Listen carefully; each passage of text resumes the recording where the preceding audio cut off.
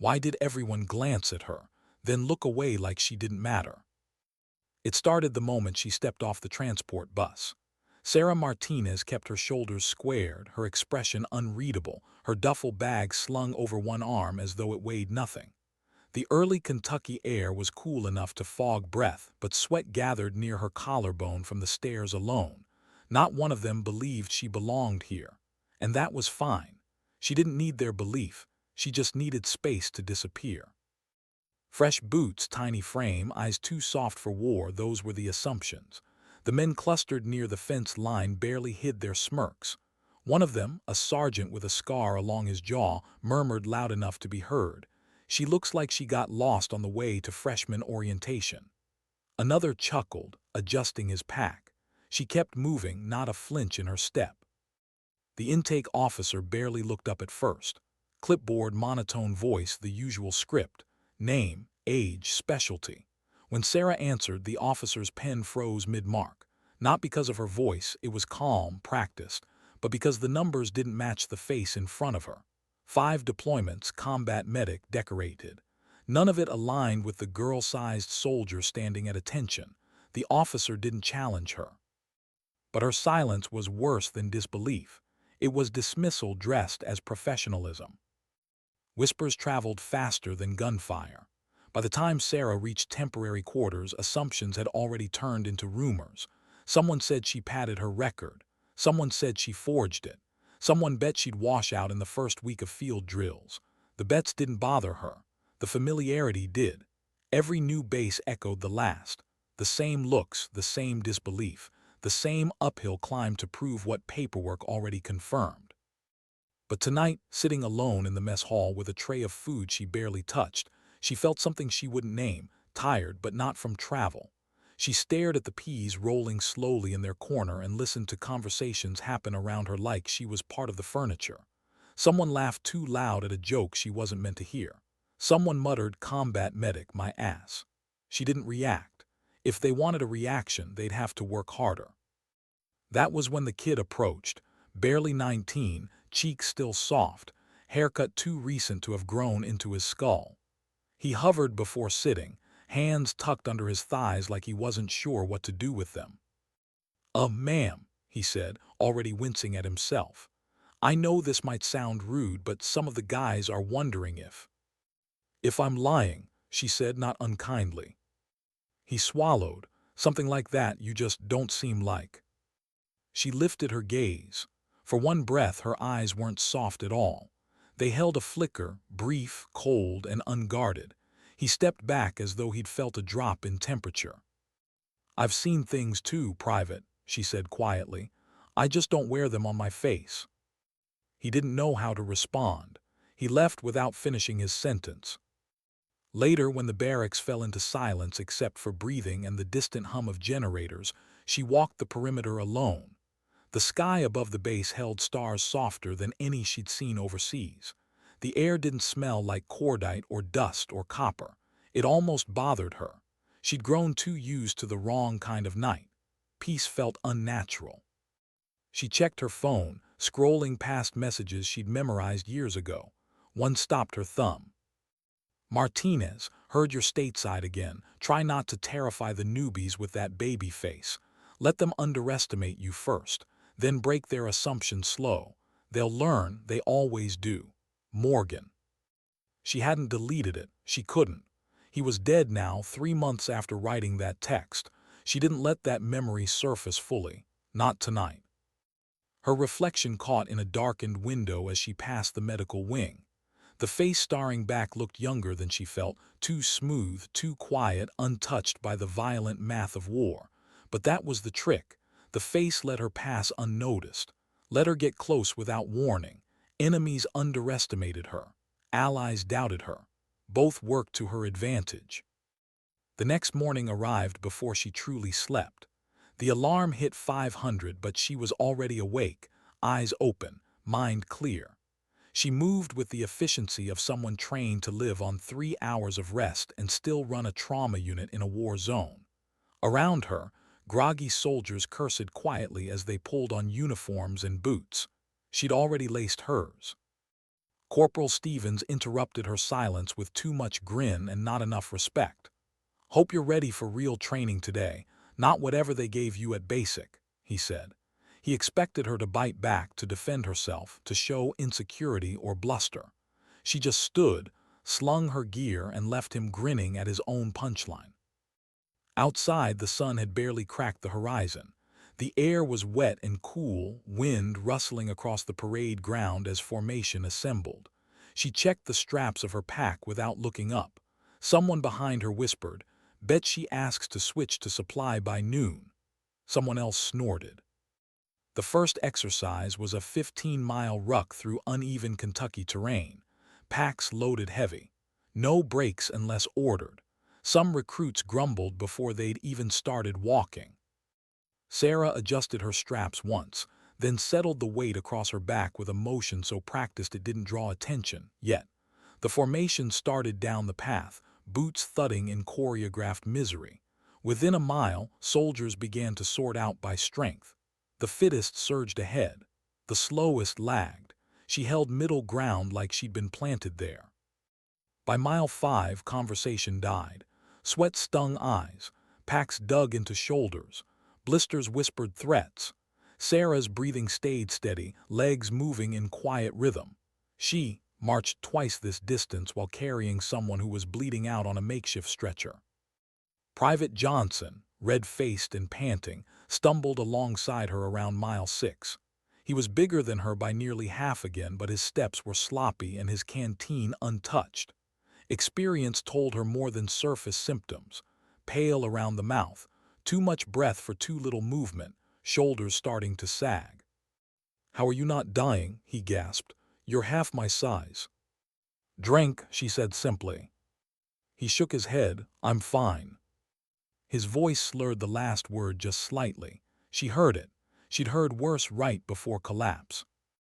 When he tripped again, she was already reaching for her canteen and touching his pulse with 2 fingers before he blinked. Rapid, weak, hot skin, dry lips, early heat exhaustion sliding toward something worse. She didn't yell, she didn't hesitate. "Sergeant," she called, voice cutting through the woods like a clean edge. "Medical situation." Rodriguez turned with visible annoyance, trudging back like someone being asked to pause a movie. Johnson stood stubborn for 3 seconds before his knees wobbled. "He looks fine to me," the sergeant said. "Pulse is 140 and thready. Skin's hot and dry, early altered mental status. In 10 minutes he drops, in 20 he crashes. I recommend treatment now." Something in her tone, controlled, clinical, not pleading, pulled the sergeant out of his doubt.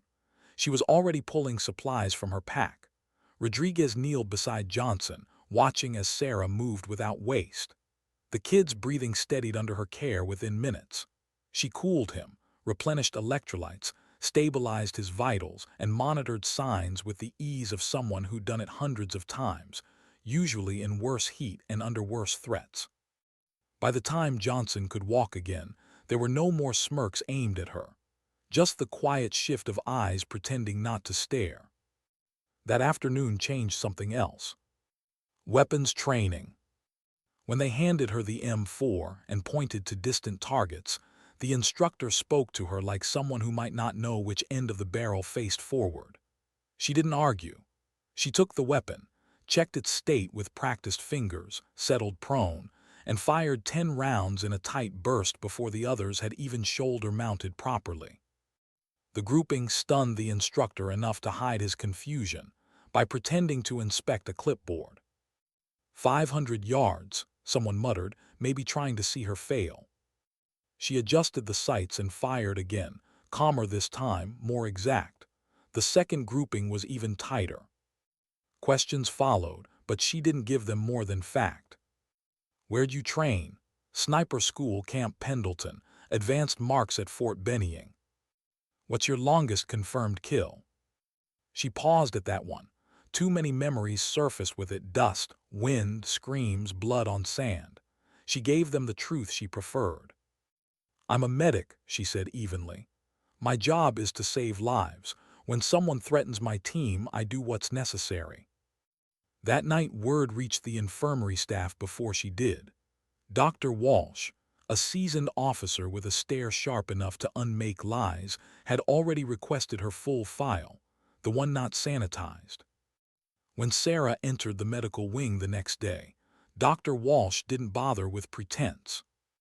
"I've read your record," she said quietly, "the real one." Sarah didn't respond right away, didn't shrink, didn't confirm. She waited.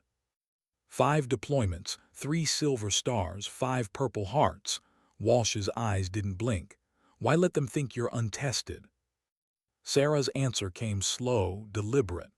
"Underestimation is a tactical advantage, ma'am. Here, it tells me who trusts actions over appearance." Dr. Walsh studied her a long moment.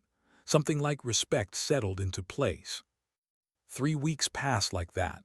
Quiet competence. No stories, no bragging, no need to prove anything verbally. She blended, but not because she was unseen, because she didn't give anyone a handle to grab.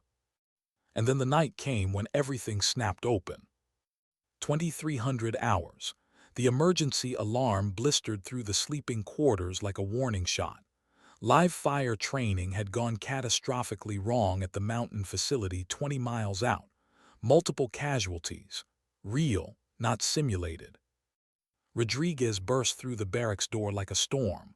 "Martinez, you're with emergency med, gear up." She was already lacing her boots.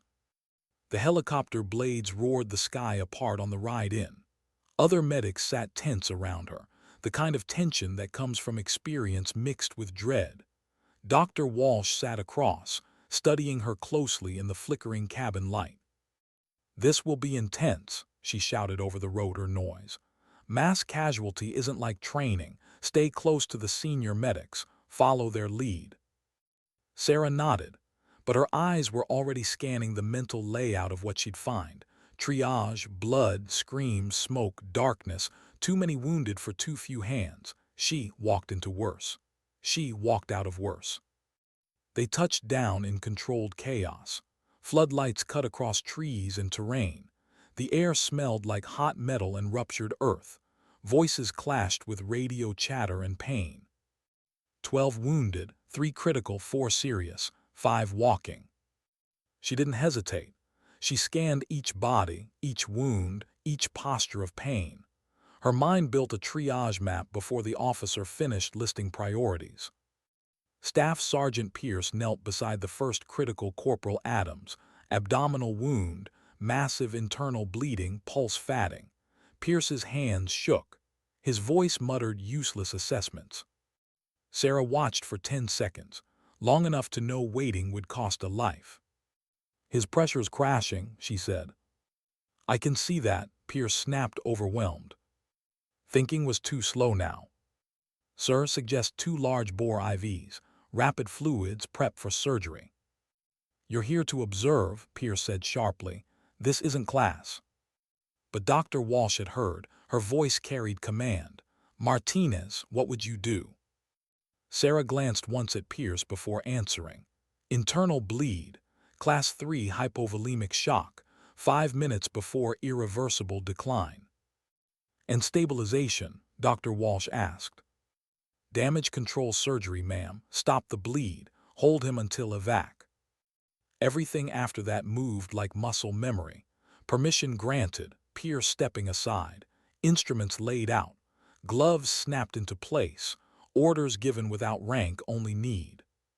Her hands didn't tremble once. Pierce applied pressure while she worked. Another medic monitored vitals. Dr. Walsh stood silent, eyes sharp, recognizing something the others hadn't. This wasn't improvisation. This was experience. 30 minutes later, Adams was stable enough for flight. Bleeding controlled, vitals rising. When she stepped back from the stretcher, her face was unreadable. No pride, no relief, only confirmation that he'd lived this time. The ride back was quiet, eyes on her, silence heavy with questions. She focused on her gloves, stained red despite cleaning. She didn't notice the shift in how they looked at her. Not yet. Because something had changed. The facade she built so carefully had cracked, and the part of her she kept buried, The part forged in sand and fire and 15-hour nights of blood was now in plain sight. Tomorrow would be different, and she knew it. Why were they all starring like she'd grown a second face overnight? The morning after the mountain rescue, Sarah woke before sunrise, the way she always did after working through blood and adrenaline.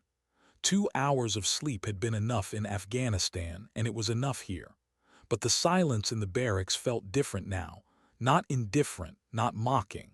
It was the kind of quiet that followed shock. She sat up slowly, feet touching the cold floor as she pulled on her boots. That was when she realized half the room was already awake, not moving, not dressing, just watching her like she might crack open and reveal a truth they hadn't earned the right to know. Private Morrison was the first to speak, voice hesitant. "Ma'am, is it true you operated on Adams with just a field kit?" Another voice cut in from the bunks behind him. "I heard she didn't even ask for help, just took over when Pierce froze." Someone else whispered, "They said she didn't even flinch, bare hands in his abdomen like she was stitching a training dummy." Sarah didn't answer any of them. She just stood, checked her laces, and grabbed her uniform blouse from the end of her bed. But before she could button the collar, Sergeant Rodriguez appeared in the doorway, his face stripped of its usual doubt. "Martinez," he said, "Colonel Hayes wants to see you, 800, dress uniform." The silence behind her finally made sense. She didn't sigh, didn't curse, didn't ask why. She simply nodded once and headed toward the showers with measured calm. By the time she stepped into the colonel's office 2 hours later, the adrenaline had left her body but not her awareness. The office was lined with commendations and campaign flags, the kind of display meant to remind visitors of rank without a word. Colonel Hayes sat behind his desk, a thick file open in front of him. "Sit," he said. His voice was neutral, neither hostile nor friendly. She obeyed, spine straight, hands folded in her lap. "I've been reading your record," he said without looking up. "The complete one, not the sugar-coated version they distribute to new postings." He turned a page with deliberate calm. 5 deployments across 3 countries, 62 confirmed saves under direct enemy fire, 3 silver stars, 5 purple hearts. His eyes lifted to hers. "The purple hearts are what interest me most, Martinez." She didn't blink, didn't relax. "Would you like to tell me about them?" he asked. "No, sir," she said simply. His brows rose slightly at the honesty, not the refusal. "Why not?" Her jaw tightened. "They're not good memories." He studied her more closely. "From where I'm sitting, they're records of extraordinary service." "From where I was standing, sir," she replied quietly, "they're records of failure." He leaned back, folding his hands over the file. "Explain." She hesitated, not because she didn't have words, because she rarely spoke them aloud.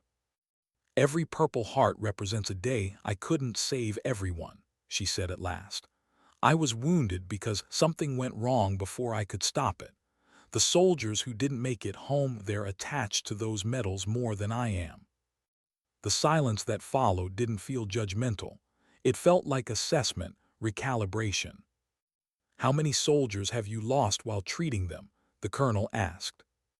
Her answer was immediate, unsoftened. 43. "And how many have you saved?"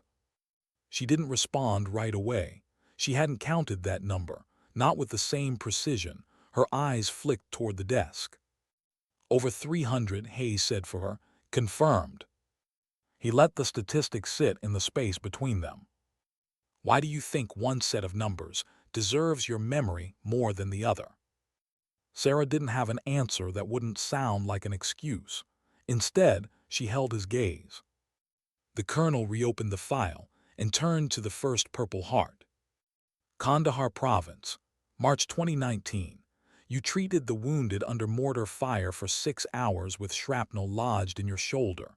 Witnesses say you refused evacuation until all casualties were stabilized." "It was my job," she said. He moved to the next page. "Iraq, convoy ambush. RPG blast gave you a concussion and internal injuries. You treated casualties for 3 hours under live fire. Again, refused evacuation. He didn't glance up this time, flipping to the third citation. Helmand Province, IED, multiple lacerations, concussion. 8 wounded stabilized before anyone realized you were bleeding. Sarah kept her breathing even, though each citation clawed at memories she'd locked down hard. The fourth, he exhaled. Mortar attack at the base, shrapnel to the leg and back, 8 soldiers saved despite bombardment. His voice lowered on the fifth. Overrun base, Afghanistan. You treated wounded for 12 hours, organized the medical defense, coordinated evacuation, took a bullet through the chest and kept working. Her fingers curled against her thigh. They nominated you for the Distinguished Service Cross, he said. You declined. I didn't deserve it, she answered. He didn't argue, not directly. Instead, he closed the file and set his hands on it. 43 names, he repeated. You've carried them alone. I understand guilt, but you are confusing responsibility with blame. She didn't answer. Silence was safer. Martinez, he said more gently, you're not hiding humility behind a quiet profile. You're hiding pain. There's a difference. She looked away then, just once, just for a breath. Colonel Hayes didn't push. He reached into his desk drawer and pulled out a separate folder. New orders, recommendations. I'm assigning you to our Special Operations Medical Training Unit, he said. You'll be promoted to warrant officer and teach advanced trauma protocols to deploying medics. She froze. No, sir, with respect. Decline it and you're choosing fear over service, he said, not harshly but firmly. She stared at the orders without reaching for them. I want you to think about something, he continued.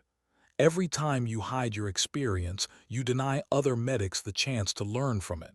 That doesn't honor the 43 you lost. It repeats the cycle. She swallowed once, the motion tight. You don't have to accept today, he said quietly. But understand this. Your silence no longer protects you.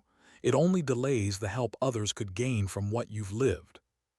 When she finally stood to leave, her legs felt steady even if her chest didn't. The folder remained on the desk. He didn't force it into her hands. Outside, the air was warmer than before. Too warm for winter, too cold for spring. She didn't return to the barracks right away. She walked around the motor pool instead, her boots clicking against pavement smoothed by years of marching feet. She passed soldiers who didn't speak to her but didn't smirk either. Their glances held questions now, not dismissal. But the weight in her chest didn't lift. The conversation with Hayes had stirred ghosts she'd kept buried under locked ribs and practiced silence. When she reached her bunk, she sat down without taking off her boots. The barracks smelled like detergent, sweat, and metal, the usual new arrival scent. Private Johnson poked his head in a few minutes later. He hesitated before stepping closer.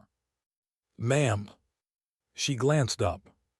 They said Adams made it through surgery, he said. They're flying him stateside next week. She nodded, good. He shifted his weight. Colonel Hayes looked pissed when he called Rodriguez in earlier, thought you were in trouble. She didn't bother correcting him. Let them think chaos. Let them fill the blanks wrong. He hesitated. They want you to teach us advanced trauma rotations. Sergeant said it's temporary until they find someone more senior. That almost made her laugh. Instead, she just blinked once. Are you going to do it? He asked. She looked at him for a long moment, seeing the question behind the question. Are you who they say you are? Are we safe in your hands? Were we wrong about you? Get some rest, Private, she said softly. He nodded, not offended, just uncertain. When he left, she finally lay back on her bunk, folding one arm over her eyes. She didn't sleep. She didn't cry. She just breathed and let the memories prowl the edges of consciousness. The first fall of sand on the base hospital roof. The first body she failed to revive. The first name she couldn't forget, the text from Morgan, his laugh, the color of the sky the day they told her he'd died. And beneath it all, another truth she wouldn't touch yet. The colonel was right, something had shifted, and once it shifted, nothing stayed buried for long. Why did the hallway go silent the moment she walked in? She'd only stepped into the medical wing to drop off updated supply forms, but heads turned like someone had flipped a switch. Conversations that had been mid-sentence suddenly died. A medic at the far desk stiffened as though caught doing something wrong. Another quickly folded a newspaper over a headline she didn't care to read. Sarah didn't slow her stride. She approached the front station and placed the forms on the counter. "Inventory updates," she said to the specialist behind the desk. The woman nodded too fast, like she was standing at parade rest instead of sitting in a chair. "Yes, ma'am." Sarah blinked once. "I'm not a ma'am." The specialist flushed, then stammered, "Sorry, habit, just Dr. Walsh said." Sarah didn't wait to hear the rest. She turned to leave, but Dr. Walsh was already stepping out of her office down the hall. "Martinez," she said, waving her over, "with me." There was no point pretending not to hear. Sarah followed without a word, closing the door behind them. "You know what they're saying?" Dr. Walsh asked, lowering herself into her chair. Sarah remained standing. "That you stitched a man's insides shut in the dark without flinching," Walsh said. "That you moved like you'd been doing it your whole life. That you ordered medics around like you outranked them." Sarah didn't react. "Is that a problem, ma'am?" "A problem?" Walsh leaned back, studying her. "No, it's a revelation." Sarah kept her eyes steady. She didn't trust revelations. Walsh opened a folder, her folder, the real one. Classified tags and blacked-out paragraphs littered every page. "When did you plan to tell anyone?" Walsh asked. "I didn't," Sarah said simply. "I believe you," Walsh replied. "The thing is, you don't get to stay invisible anymore." Sarah didn't move, didn't argue, but something in her jaw shifted. "You've operated in war zones most people never get briefed on," Walsh said. "You've made calls that saved entire squads. The damage control surgery last night. That wasn't just skill. It was instinct shaped by repetition." Sarah's hand curled lightly at her side. "I did what was necessary." Walsh's voice softened. "And how many times have you done that, exactly that, with no backup and no time?" Sarah didn't answer. Walsh didn't push, just watched her in silence. "You're being assigned to advanced trauma instruction," Walsh said at last. "Temporary initially." Sarah's gaze flickered.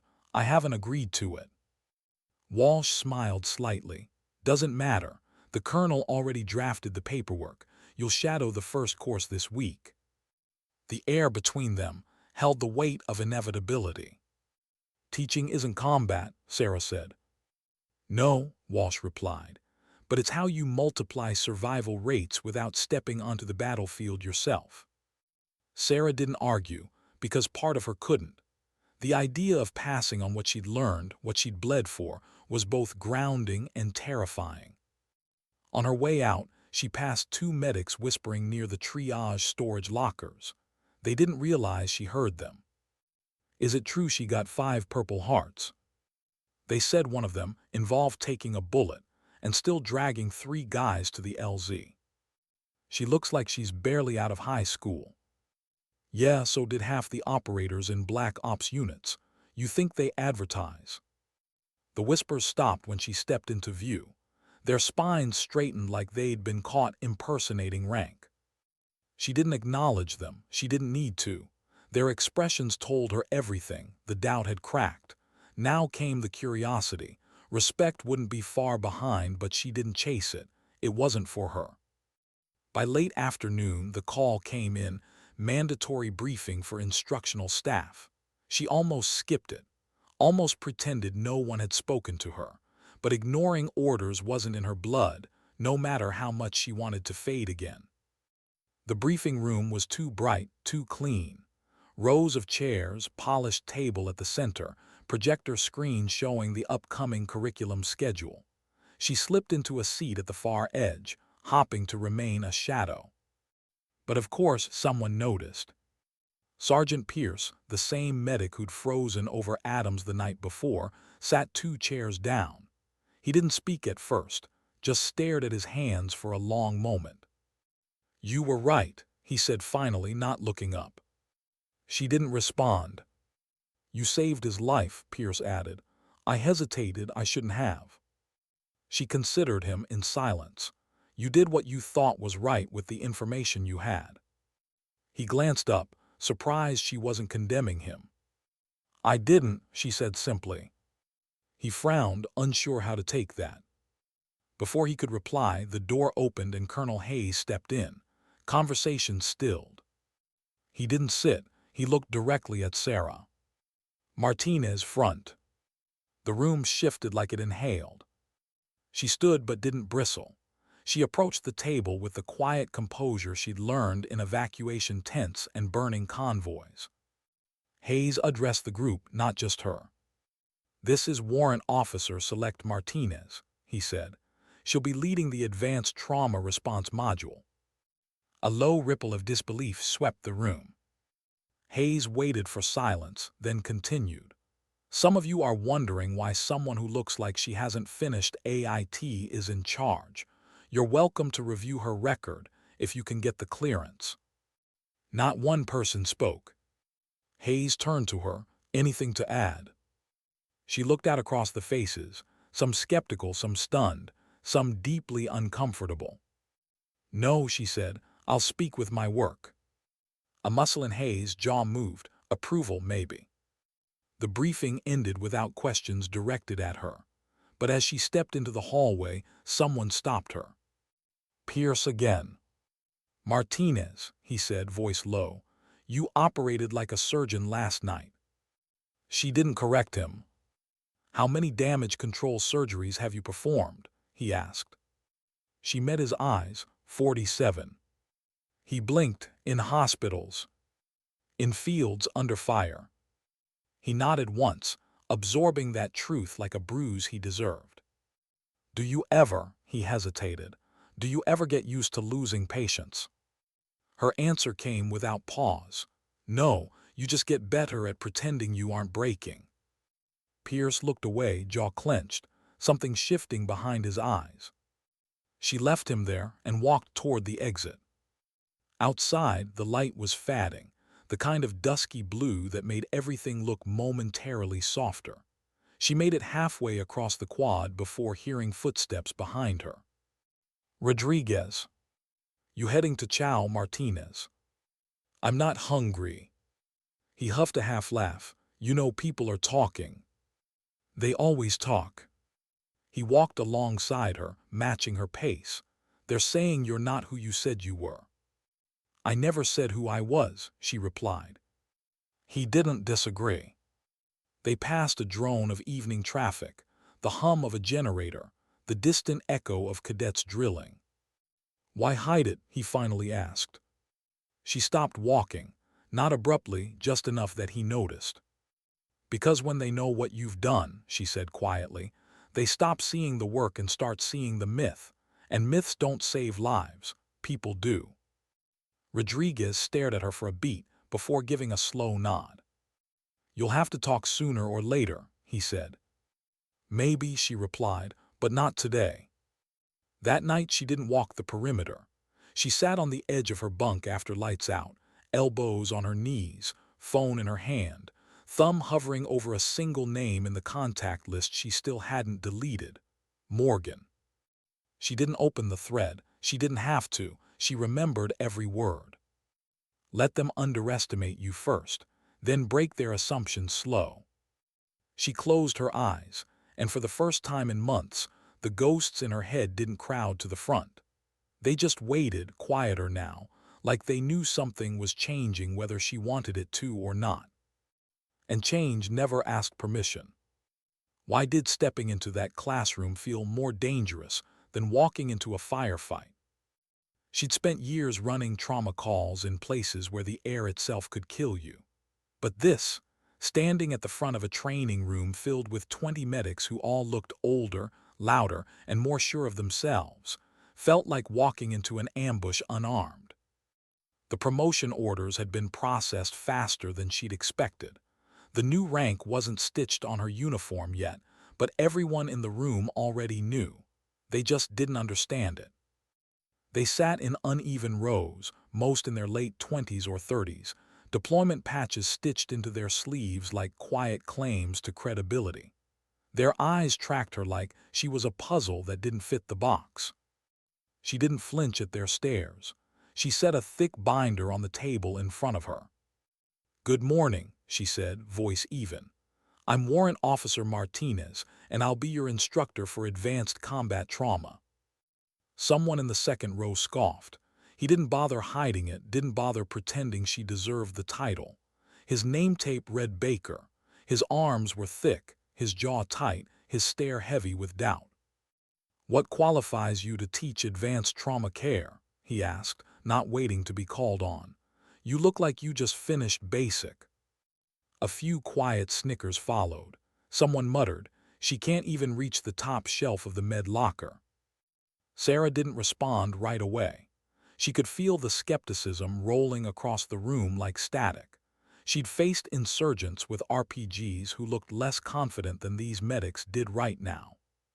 "That's a fair question," she said at last. But instead of answering with words, she picked up a dry erase marker and walked to the whiteboard. She didn't write her resume, she didn't list medals, she wrote a date. Kandahar Province, March 2019. She wrote the number of casualties, the duration of the firefight, the injuries she sustained, the number of saves. Then she turned and wrote another. Iraq, September 2019. Convoy ambush, concussion, internal bleeding, 3 hours continuous treatment. Silence began to cool the air. She wrote 8 more entries: Helmand Province, Bagram Air Base, Forward Operating Base Chapman, dates, locations, blast injuries, loss counts, lives saved, 5 separate wounds, 5 citations. When she finished, the board was nearly full. She capped the marker and faced them. "I look young because I enlisted at 17 with parental consent. I was in Afghanistan at 18. I've spent 10 years treating battlefield trauma." Private Chin, a smaller woman in the back row, stared at the board with wide eyes. Baker's smug expression had died quietly somewhere around the 4th line. One of the older medics, Sergeant Lewis, shifted forward in his chair. "How many Purple Hearts is that?" he asked, voice low. "5," she said. "And Silver Stars?" "3." The quiet that followed wasn't disbelief anymore. It was recalibration. She pointed to the board. "I'm not telling you this to impress you.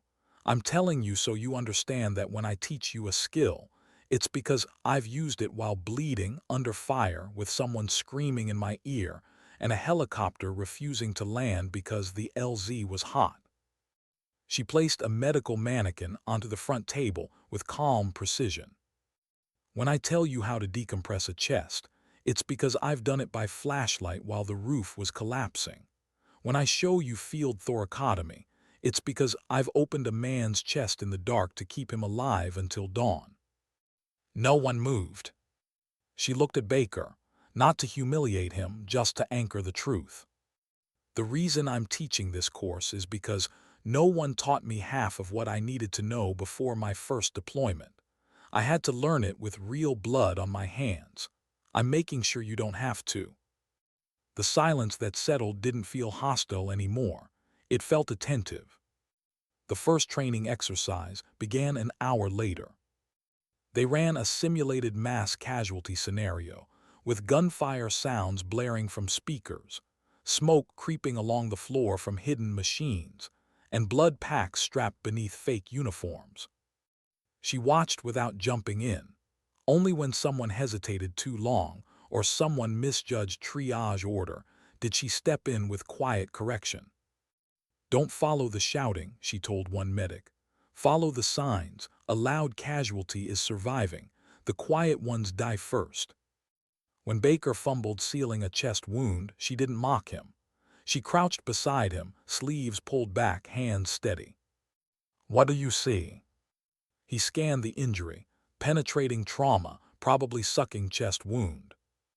"And what's his face telling you?" Baker looked again. The skin tone, the breath sounds, the twitch at the corner of the eye. "He's crashing," Baker said, voice a notch lower. "Now act like you know it." She guided him through decompressing the chest, step by step, without taking over his hands. When the exercise ended, no one laughed at her size. No one questioned her rank. No one needed to ask if the rumors were true. During the break, she caught a conversation near the back of the room. "Did you see how she handled that airway simulation? Like she'd done it in a moving Humvee. I heard she amputated a leg with a field knife once. I heard she stitched a carotid rupture in a bunker while mortars were coming down. She probably hasn't even told us half of it." They weren't wrong. After lunch, Dr. Walsh walked in to observe. She watched Sarah more than the trainees, like someone studying a fault line she knew was going to shift. "Run the thoracic trauma segment tonight," Walsh said after class. "You're scheduled to brief the colonel again tomorrow." Sarah didn't ask why, she just nodded. When the room emptied for dinner, she stayed behind, wiping down tables and packing equipment with the same neat efficiency she'd shown on battlefields and blackout med tents.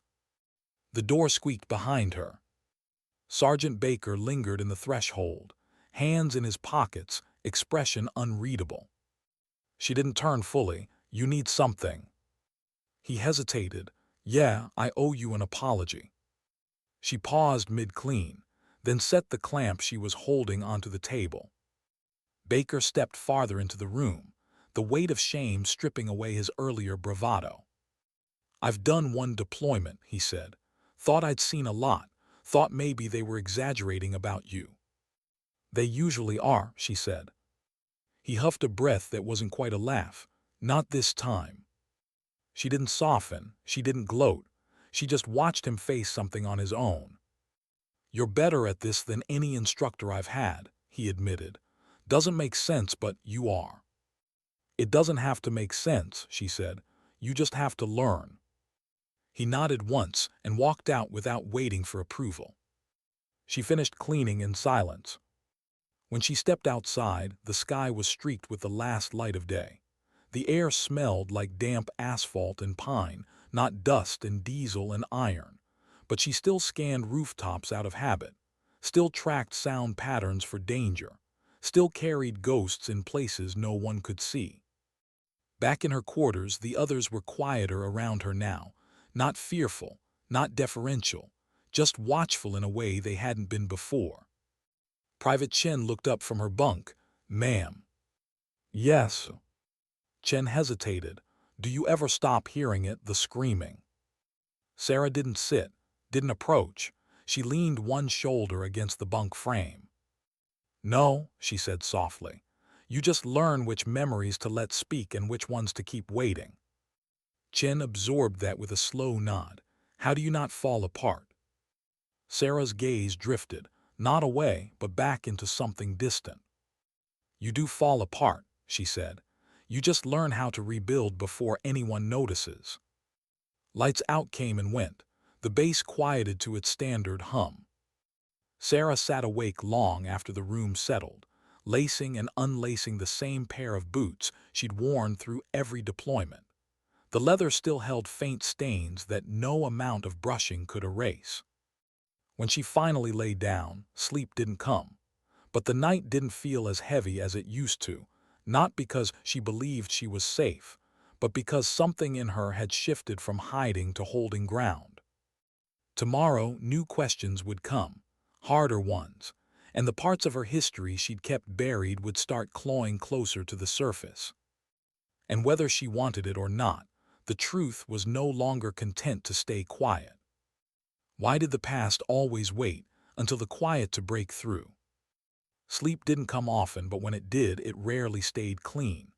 That night the barracks went still by 2300, but Sarah lay awake, boots off, muscles heavy, eyes fixed on the ceiling's dark shape. The room smelled faintly of detergent and metal frames. New base, same scent, but something in the silence made the old memories stir. She turned onto her side, arm tucked under her head, and closed her eyes for rest, not escape. But the second her breathing slowed, the desert came back. It started with sound, distant percussion, boots pounding gravel, someone calling her name through static comms. Then the light changed, shifting from dim yellow barracks glow to the ghost-white glare of flood lamps on sand. She was back near Helmand Province, back in the aid station that wasn't really a station, just a reinforced tent half buried against months of shelling. She remembered the smell of it, antiseptic fighting, a losing war against sweat and blood and cordite. A man on the cot in front of her bled from the abdomen, breathing shallow, eyes glazed. Someone shouted over the noise that evac was delayed, wrong coordinates, active fire near the LZ. The blast had knocked out communications, and everything felt seconds away from collapse. She remembered clamping the artery with numb fingers, hands shaking only when she wasn't looking at them. She remembered the sand sticking to blood, the taste of dust in her throat. And she remembered the one she didn't reach in time.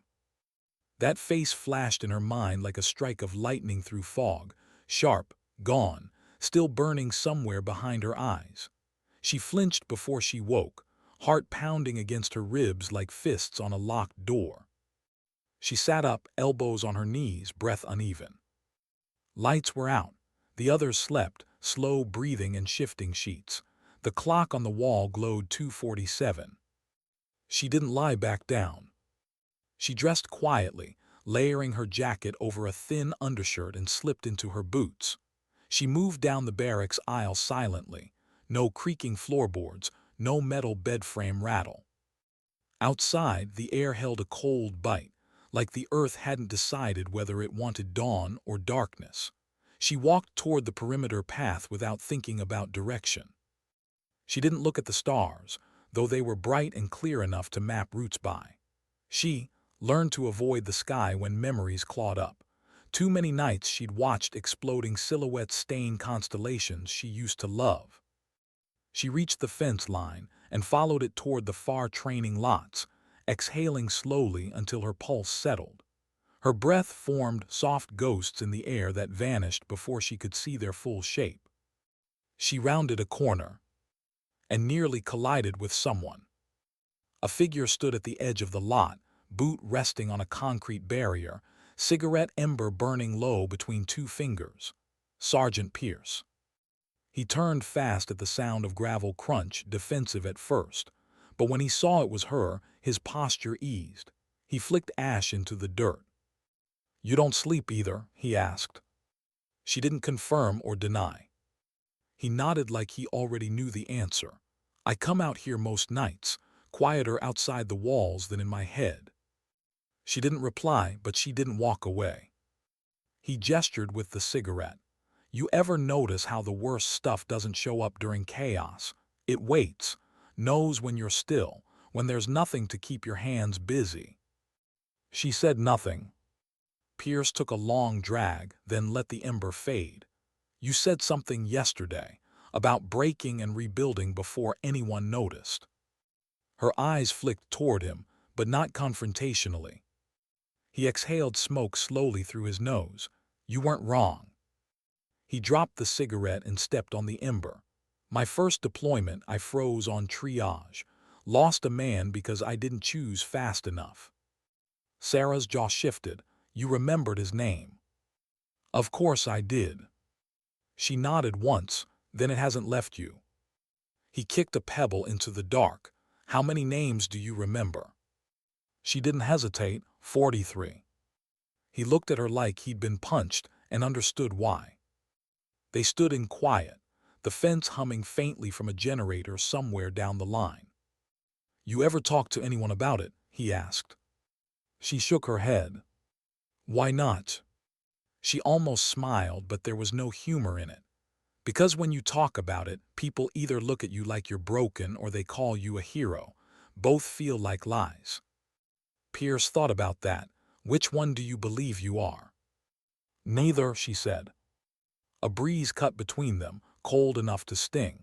Pierce shoved his hands into his jacket pockets. The trainees, he began, then stopped. Her gaze held on him. They're scared, he said, not of you, of failing in front of you. She didn't move or blink. Good. He huffed a dry laugh. You don't pull punches, do you? Punches waste time, so do lies. He gave a tired nod. Fair. She turned to walk back toward the barracks, but he called out once more. Hey, Martinez. She paused but didn't fully turn. You ever think teaching might be harder than combat? She didn't answer aloud, but the tension in her shoulders softened just slightly, and she kept walking. By the time she returned to her bunk, it was nearly 400. She didn't climb in. She sat on the edge instead, elbows on her knees, fingers woven together. A few bunks over, someone whispered in their sleep. Another shifted, mumbling half-words that didn't belong to this place.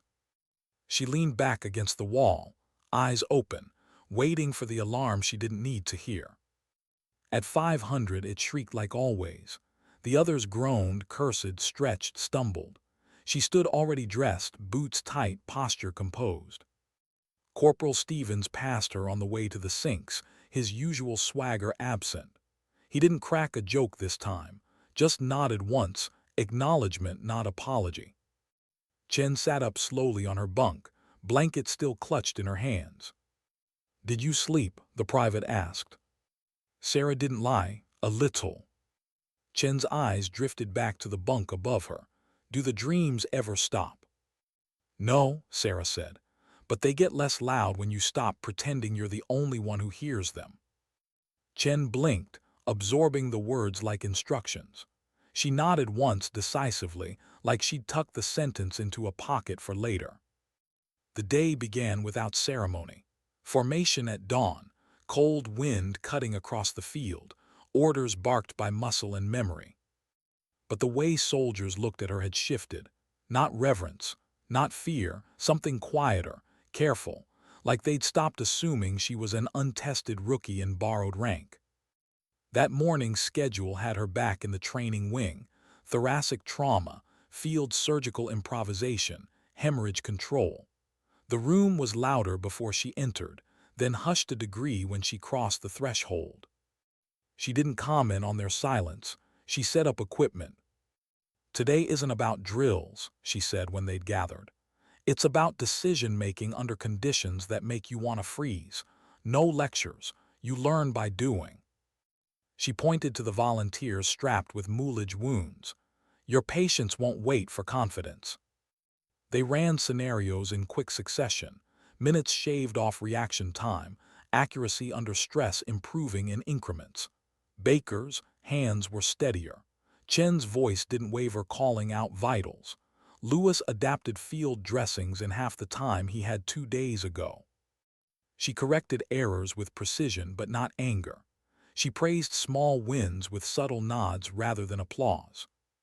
The more she taught, the more something ugly and familiar began to ease beneath her ribs. Not vanish, not heal, just shift weight. Because teaching wasn't just instruction. It was confession without the weakness of words. By the time evening fell, she'd said less than most instructors did before lunch, but the room had heard more than they'd expected. As she headed for the door, Baker spoke from behind her.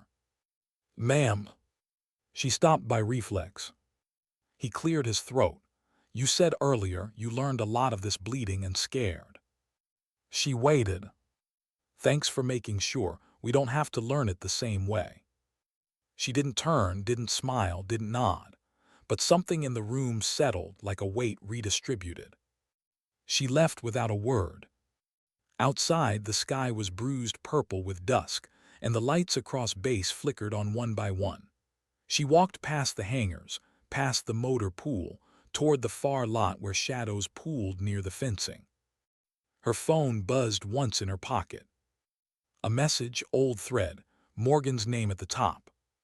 There was no new text, just the weight of the last one still sitting there years later. She stared at the screen longer than she meant to. Then, for the first time since he died, she typed a message back. Not to send, just to say it to someone who wouldn't answer. "It's starting again," she wrote. She didn't delete it. She didn't send it either. She just put the phone away and kept walking, letting the night close in around her like a worn but familiar coat. Who decides when a soldier has earned their silence and when they must break it? She thought the week would pass quietly enough. Teach, train, sleep if she could, forget that anyone was starting to see her. But the day after she drafted that unsent message, something shifted beyond her control. At 700, she was summoned to the colonel's office. No explanation, no warning.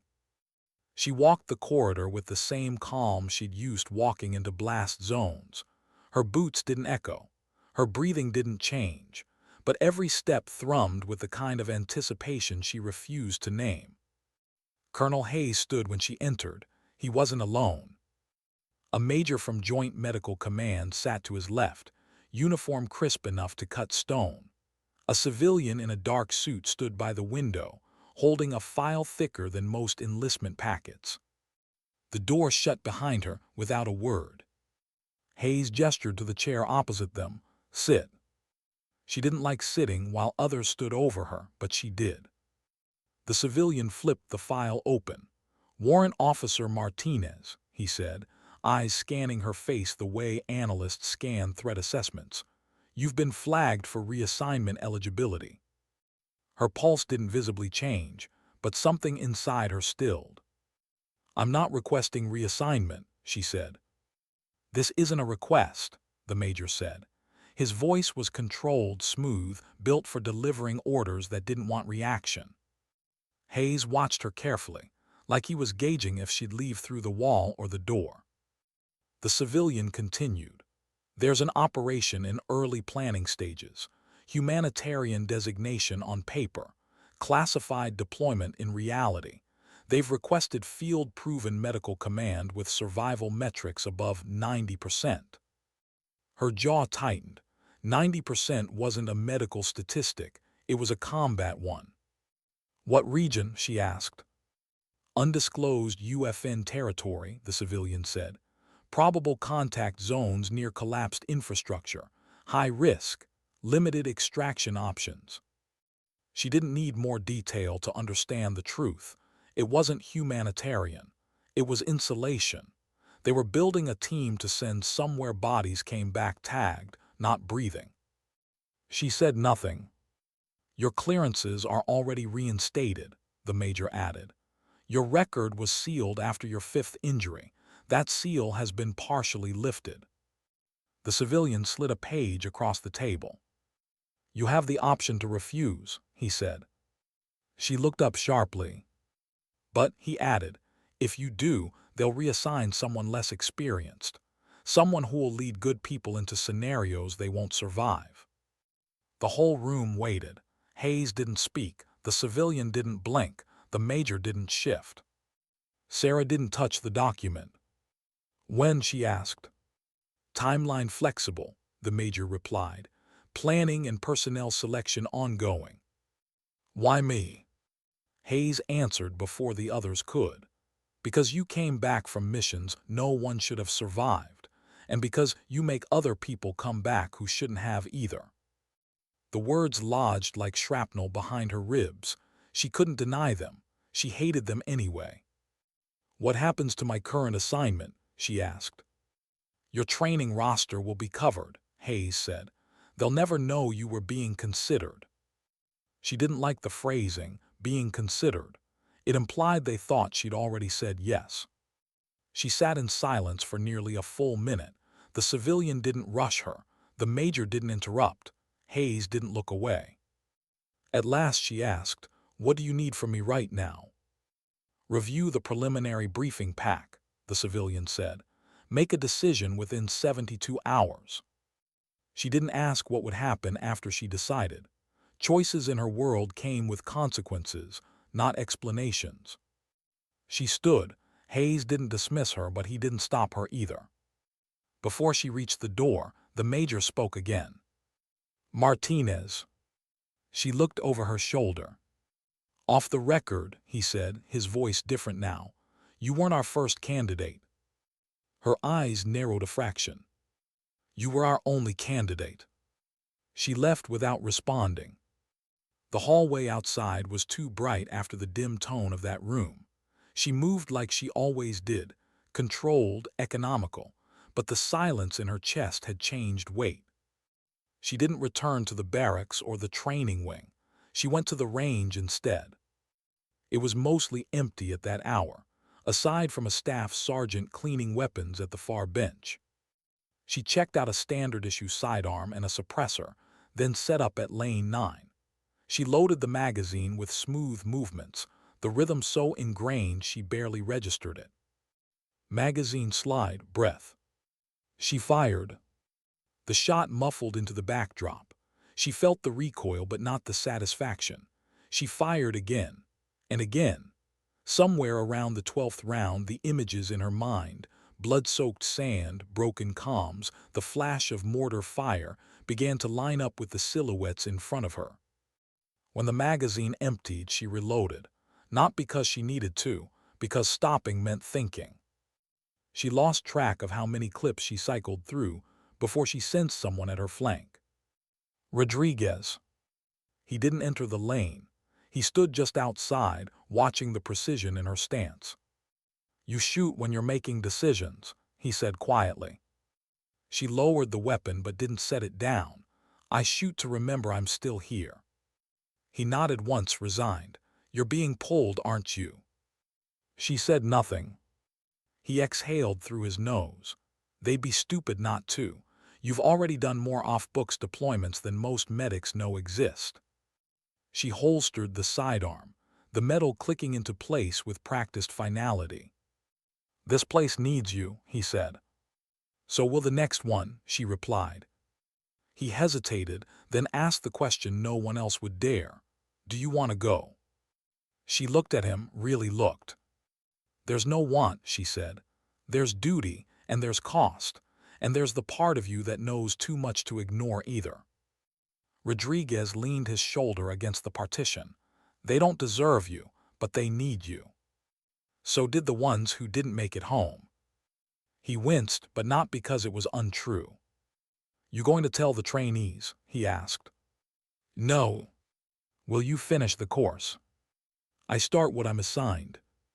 He kicked lightly at the scuffed floor. "What if they keep you stateside, advisory only?" She gave him a look that ended that line of thought. He sighed. "Right, they won't waste you behind a desk." She returned the sidearm to the counter. The staff sergeant behind it opened his mouth to ask something, but whatever he saw in her expression made him close it again. She left the range, and Rodriguez didn't follow. By noon, word had not gotten out, but suspicion had. Hayes didn't look at her during the lunch briefing. Dr. Walsh did, but only once, and it wasn't a question. It was recognition. The trainees filed into class with a different energy. Not fear, not defiance, something closer to trust shaped by urgency. She delivered the lesson without mentioning anything about reassignment or classified orders. She demonstrated a thoracostomy with improvised gear, then made each of them attempt it under time constraints and simulated pressure.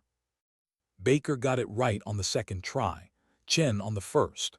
Lewis nearly passed out from adrenaline and still finished before the timer. She didn't praise them, but her corrections were fewer. Her silence was heavier in a way that felt like validation. After final drills, she dismissed them with one instruction. "Tomorrow, you'll run scenario evaluations without me leading. I'll observe and intervene only if you put someone in a body bag before you have to." No one complained. When they left, she stayed behind, writing notes into the training log. Her penmanship was precise, almost too neat for a hand that had once held pressure on an open chest cavity for 23 minutes without relief. She didn't notice Dr. Walsh enter until the door clicked softly shut. You're leaving, Walsh said. It wasn't a guess. Sarah set her pen down. They haven't confirmed. Walsh crossed her arms. Did you ever think this place might need you more alive than wherever they're trying to send you next? It's not about me. Exactly, Walsh said. Which is the problem? Sarah looked at her without blinking. They'll go with or without me. I make a difference in the margin between their lives and their deaths. And who makes that margin for you? Sarah didn't answer. Walsh pulled a folded page from her pocket and slid it across the table. This was placed in your personnel file after your last injury. You were deemed psychologically unfit for redeployment without clearance. Sarah didn't touch the paper. I was cleared. No, Walsh said. You were returned to duty without being asked if you should be. The quiet between them thickened. You think I'm a liability? Sarah asked. I think you're tired of pretending you don't feel the weight of ghosts riding your spine. Sarah's expression didn't shift, but her fingers tightened once around the edge of the table. Walsh's voice softened. You ever think about not going? Sarah looked at the door, not the woman. Every time, and then I remember someone else will bleed instead. Walsh shook her head. You can't save them all. I'm not trying to, Sarah said. I'm trying to save the ones I can reach. She picked up the paper then, not to read, but to fold neatly in half before placing it back on the table. I need to finish the cycle, she said. They're not ready without me. Will they ever be? They'll be alive enough to get better. Walsh studied her for a long time. When do you rest? I don't. That's not strength, that's attrition. She didn't respond. Walsh didn't push further. As the doctor left, she paused by the door. 3 days from now, if you haven't decided yet, that means you already have. The door closed. Sarah sat alone a moment longer. Then she opened the training log again and kept writing, as if the world had not just shifted beneath her boots. Outside, night gathered again. One more silent countdown had started. And somewhere in her unsent messages, a name waited in a thread she still couldn't bring herself to delete. Why did the air feel different when fate was about to change direction? 3 days, that's what they gave her. 72 hours to decide something she'd already lived the answer to 100 times. She didn't pack. She didn't sign. She didn't tell a soul. But the choice followed her like a shadow that finally knew its name. The next morning began the same as always. Cold air, muted footsteps, the scrape of boots on concrete before dawn. But there was a current under it she couldn't ignore. A pull. Inevitable. Quiet as breath before a trigger squeeze. She reported to the training building just before 600. The halls were empty, still echoing with the ghosts of yesterday's drills. She unlocked the supply room, checked inventory, laid out equipment for the trauma scenarios scheduled that afternoon. Hands steady, mind not. At 6:45, Hayes stepped into the doorway. He didn't say good morning. He didn't need to. Walk with me, he said. She closed the cabinet, locked it, and followed him down the corridor. He led her outside, past the motor pool and the covered walkways, toward the restricted wing of the administrative complex. No one stopped them. The guards looked away out of respect or habit or orders. They entered a room she'd seen only once before, windowless, thick-walled, a table embedded with encryption ports and silent displays along one wall. The doors sealed with a hydraulic sigh behind them. 2 officers were already seated, the civilian from before. A woman in intelligence fatigues with a tablet and the stare of someone who'd seen bodies without tags. A digital map flickered to life on the wall screen as she stepped in, not labeled, not overt, but she recognized the shape of coastline before the overlays filled in. Hayes nodded toward the display. Pre-briefing only. No materials leave this room. The intel officer zoomed in on a region carved by river lines and broken borders. Destabilized territory, multiple factions, Infrastructure collapsed after the last withdrawal. Civilians trapped between militia corridors. Sarah said nothing. Her eyes tracked the highlighted sectors. 2 red zones pulsed near the overlay, no-fly references. Ground insertion probable. The civilian spoke without posture. We're establishing a forward stabilization team under humanitarian exemption. Reality is closer to crisis triage under hostile observation. She read between every line. Under hostile observation meant monitored by groups who didn't care about conventions. It meant insurgents disguised as shepherds, snipers using rooftops as confessionals, field hospitals targeted because cameras wouldn't catch the bodies quickly enough. Hayes looked at her, arms crossed. Tasking is medical command with cross-operational authority. You'll lead the trauma unit and embed with primary extraction. She didn't flinch, but her pulse thudded once hard. Force size, she asked. Small, the intel officer said. 2 teams. Primary med unit attached to a tactical element. Local fixers uncertain. Air support conditional. Conditional, which meant almost non-existent. What's the window? She asked. 2 weeks until insertion, the civilian replied. But preliminary team selection finalizes in the next 48 hours. You're at the top of the list. No surprise, no relief, no outward reaction. Hayes studied her in the silence that followed. You still have a choice, he said evenly. No, she said, voice low. I have an obligation. He didn't argue. They didn't ask for a verbal commitment. They didn't need one. The intel officer slid a device across the table, a secured pad requiring biometric auth. You'll review parameters and contingencies tonight, she said. Sign-on not required yet. Access lock expires tomorrow at 2200. Sarah didn't touch it. Any questions? Hayes asked. She looked again at the map. One sector glowed faintly in amber, like a candle guttering in a storm. What's the civilian projection? She asked. The intel officer hesitated. 10 to 15,000 in the immediate conflict ring, most without medical availability. 2 hospitals bombed last month. 1 remains but operating without power. Casualties increase hourly when fighting surges. She absorbed that. Teams rotating. Negative, the officer said.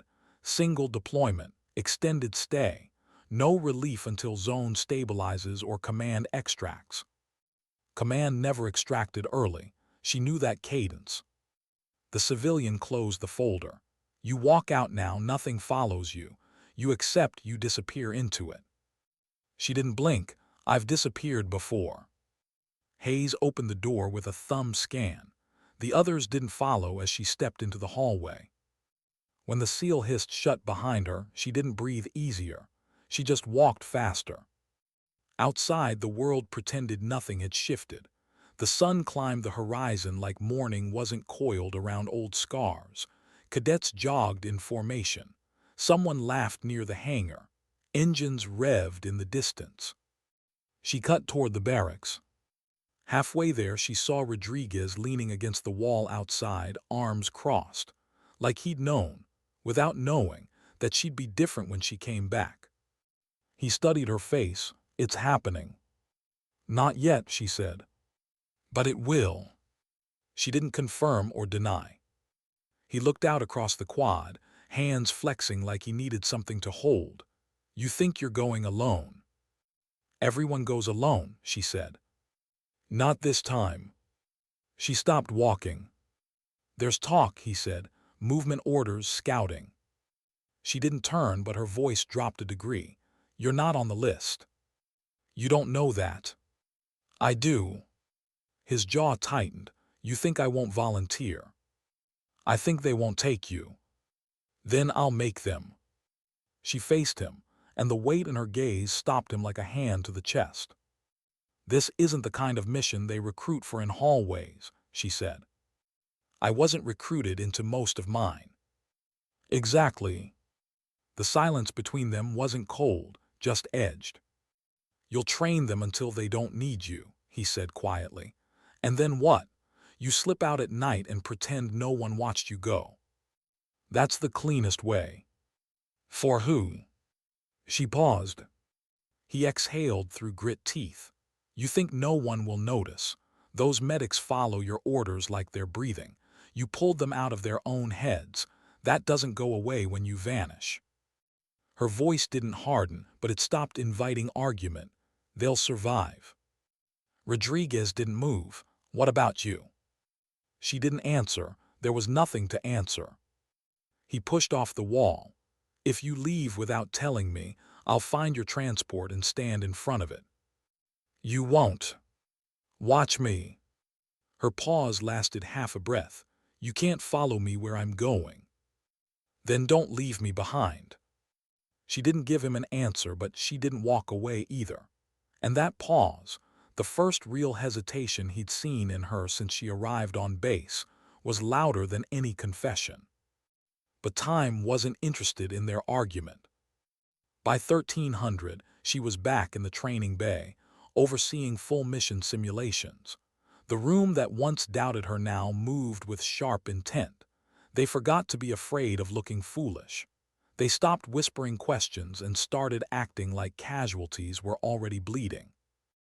Baker led triage without freezing. Chen stabilized a collapsed lung with improvised tubing. Lewis took charge of evacuation routing and didn't apologize once. She watched, she adjusted, she pushed. Not because she wanted them ready in general. Because they needed to be ready before she was gone. As the exercise ended, a beeping alert sounded from her pocket, not her phone, the secure pad. She dismissed the class with 2 words, debrief tomorrow. They didn't question the sudden end. Sweat still clung to their collars and sleeves. They filed out with the kind of exhaustion that used to live in her spine. She waited until the room was empty before she pulled the device free. Authorization scan, biometric match. The screen opened on a red banner. Operation designation, Falcon Reach. Deployment tier, black. Primary medical command, provisional Martinez S. She scrolled. Personnel roster, redacted. Timeline 2-phase insertion. Local alliances, unstable. Row modified. Requested skills, battlefield surgery, triage under fire, evacuation command, non-standard extraction adaptability. She stopped reading when she reached the final page. Primary extraction viability, low. Rotation probability, none. Survival projection, undisclosed. She locked the screen and placed the pad on the table. Her fingers flexed once. Muscles remembered old fractures, old cold, old heat. She thought of Morgan. His last words to her weren't spoken.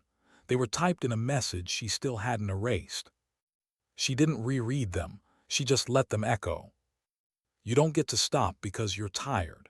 You stop when the ones who can't fight anymore get pulled out or buried right. She stayed in the darkening room until the overhead lights switched off automatically. Only then did she move.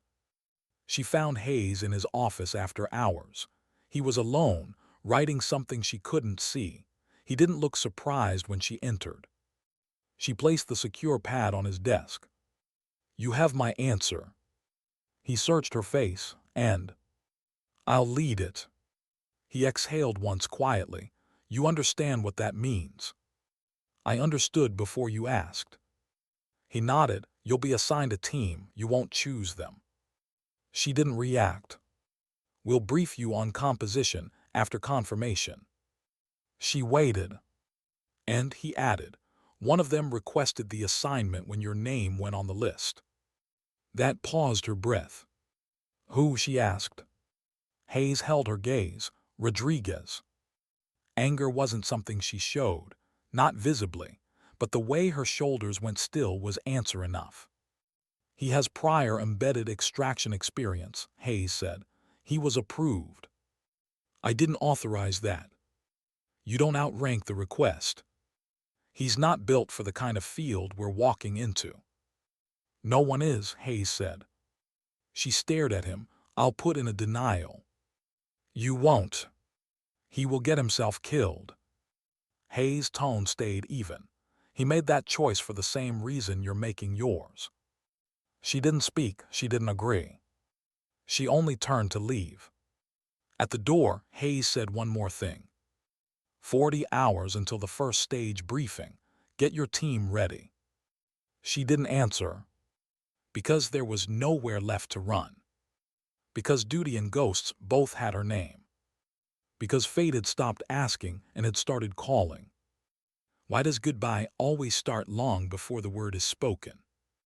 She didn't sleep that night, but she didn't pace either. She sat on the lower bunk with her boots on, elbows resting on her knees, and watched the room exist in the dark. One lamp flickered faintly near the door, casting shadows across the metal frames and ruffled blankets. Breathing sounds rose and fell around her. None of them knew yet. Some of them already suspected. At 500, the alarm sounded like every other day, but this time she was already standing when the others jolted awake. Chen rubbed her eyes and didn't ask why Sarah was dressed. Lewis glanced her way and then looked away fast, like he'd seen something through the armor. They moved through morning formation without ceremony. She kept distance by habit, not arrogance. When briefing concluded, she headed for the training wing to run final clearance drills, the last she'd lead before disappearance turned into rumor. But halfway there, she saw Rodriguez leaning against the wall just outside the east corridor, the same way he had 2 nights earlier. Except this time, there was no hesitance in his eyes, just intent. You talked to Hayes, he said. She didn't slow her stride. You made sure I'd hear your name whether I wanted to or not. He fell into step beside her. You think I volunteered because I don't understand the cost. No, she said. I think you volunteered because you do. They moved past officers heading to logistics, a group of MPs hunched over coffee, 2 lieutenants arguing over a deployment roster. The world still spun at its usual speed, oblivious to the shift in their trajectory. They're finalizing the list tonight, he said. They'll send confirmation at 2300. I know. You're not going to fight it. She looked at him then, not with anger but with something sharper. If they take you, it's because they think you're necessary. And you do. That's not the point. He stopped walking. She didn't. After a moment he followed again. You're afraid, he said quietly. She didn't look at him. I'm certain. Of what? That you'll die trying to keep up with ghosts who don't care who they bury next. He didn't respond. They reached the training doors. Before he could follow her inside, she turned and blocked his path with the stillness of someone who'd stopped tanks without touching them. You stay focused, she said. You don't improvise without cause. You don't absorb risk that's not assigned to you. You follow my lead without hesitation. Understood? He held her gaze. Understood. She paused. If you break any of those, I'll send you home in the first carrier. You won't. I will. Silence stretched, then settled. He stepped back, letting her enter without him. Inside the training bay, the mood was different. Not tense, anticipatory. They'd gotten used to her steady presence, and now some buried part of them sensed a fracture coming. Baker was already setting up the airway dummies. Chen was checking oxygen rigs. Lewis was reviewing triage flowcharts with a marker tucked behind one ear. She didn't gather them in a circle. She didn't announce anything. She just said, today's a full run, no instruction. If you fail like it's real. They didn't argue. The siren simulation blared through speakers. Smoke filled the room. Volunteers played casualties with too much realism for comfort. And for 2 hours, the trainees moved like they'd swallowed fear and turned it into motion. Baker barked orders with force and no apology. Chen crawled through simulated rubble to reach an abdominal bleed. Lewis coordinated backboard transport without looking over his shoulder once to see if she approved. She walked the room like she was scouting a forward aid station under fire, hands behind her back. No corrections unless someone's hesitation cut into a life she imagined bleeding for real. Halfway through, a volunteer acting as a chest trauma victim started to hyperventilate, not in character, not planned. Panic under pressure. Sarah knelt beside him, hand on his sternum. "Look at me," she said. He did. "Breathe how I breathe." Her inhale was slow enough to anchor rope, exhale steady as a distant tide. He matched rhythm without knowing he followed instinct, not order. The others watched it happen without breaking stride. They'd seen her do the same thing with real dying men. They believed it now. When the drill ended, no one cheered. They stood in a loose formation, sweat-soaked, dirt-streaked, simulation blood drying on their forearms. She looked at them, not with softness, not with farewell, but with the hard measure of someone weighing their odds. "You're better than you were when I arrived," she said, "but you're not as good as you'll have to be. That doesn't end because I'm not in the room." Not a single face flinched in confusion. They heard what she didn't say. Lewis swallowed. "Are you leaving?" She didn't answer. That was answer enough. Chen's voice cracked once before she forced it flat. "When?" "Soon." Baker stepped forward, not as challenge but as someone who'd left doubt behind days ago. "Is it voluntary?" "No." "Is it dangerous?" "Yes." Chen's hands curled at her sides like she was holding onto something invisible. Lewis blinked twice, eyes flicking to the floor then back to her. Baker clenched his jaw like a door kicking shut. She didn't offer comfort. She didn't offer explanation. "You run debriefs without me tomorrow," she told them. "Use every mistake today to keep someone alive later." They didn't salute. They didn't move. They just stood, letting the silence settle around the space she would leave behind. When she turned to walk out, no one called after her. Respect had replaced the need to understand. Outside the bay, a runner was waiting. Short sleeves, comms earpiece, sealed envelope. "Orders for you, ma'am." She took the packet, didn't open it, didn't thank him. Rodriguez appeared at the far end of the hall before she reached the exit. He saw the envelope. His expression dimmed into something resigned but unwavering. "They gave the window." She nodded. 40 hours. 38 now. He absorbed that without blinking. "You going to say goodbye?" "No." "To anyone?" "No."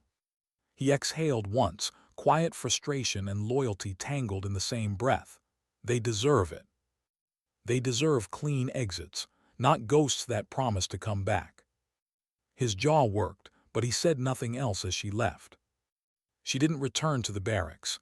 She found an empty corner of the base chapel, a building that smelled faintly of dust and worn wood.